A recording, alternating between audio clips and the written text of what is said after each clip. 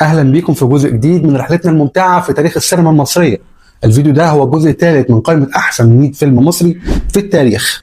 لو ما شفتش الجزئين الاولانيين روح شوفهم، وده ميعاد الافلام من ترتيب ال 80 لحد 71. يلا بينا نبدا. الفيلم رقم 80 فيلم الافوكاتو، انتاج سنه 1984. محامي شاب ذكي لكنه انتهازي بيستغل ثغرات القانون لتحقيق مصالحه الشخصيه. بطولة عادل إمام ويسرى وحسين الشربيني وصلاح نصر. تأليف وإخراج رأفت الميهي. فيلم رقم 79 خلي بالك من زوزو، إنتاج 1972. البطولة لسعاد حسني وحسين فهمي وتحية كاريوكا. تأليف وإخراج حسن الإمام. الفيلم رقم 78 هو فيلم المتمردون، إنتاج 1968. بطولة شكري سرحان وتوفيق الدقن وسميرة محسن. التأليف لصلاح حافظ والإخراج لتوفيق صالح. الفيلم رقم 77 فيلم الأيدي الناعمة، إنتاج سنة 1964. الفيلم بيتكلم عن أحد الأمراء العاطلين بالوراثة بعد قيام الثورة. بطولة أحمد مظهر وصلاح ذو الفقار وصلاح.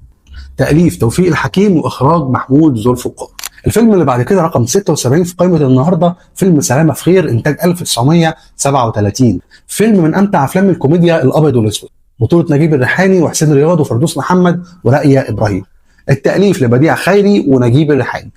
أما الإخراج فالنيازي مصطفى. رقم 75 يا سيدي فيلم الصعود إلى الهاوية. فيلم بينتمي لأفلام الجثية وملف من ملفات المخابرات العامة المصرية. بطولة مديحة كامل ومحمود ياسين وصلاح قبيل. تأليف صالح مرسي وإخراج لكمال الشيخ. فيلم رقم 74 هو فيلم أبناء الصمت، 1974.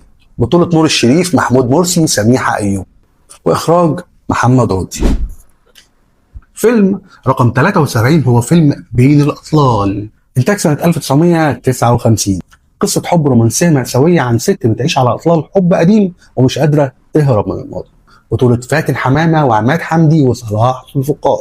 أما التأليف يوسف السباعي والإخراج لعز الدين ذو الفقار. الفيلم اللي بعد كده فيلم امرأة في الطريق، 1958. أما القصة فمش هقولها لك، روح اتفرج واستمتع. بطولة رشدي أباظة وشكري سرحان وهدى سلطان وزكي رستم. أما التأليف فلعبد الحي أديب وإخراج عز الدين ذو الفقار. الفيلم رقم 71 معانا هو فيلم غريب شوية ومش كل الناس هتعرفه، هو فيلم السوبر ماركت، إنتاج 1990. أما البطولة لنجلاء فتحي وعادل أدهم وعايدة رياض وممدوح عبد العليم وعايدة عبد العزيز. والفيلم تأليف وإخراج محمد خان. لو عجبك الجزء ده قول لي في الكومنتات أنهي فيلم شايفه يستاهل ترتيب أعلى من الترتيب اللي هو فيه. فولو بقى. سلام.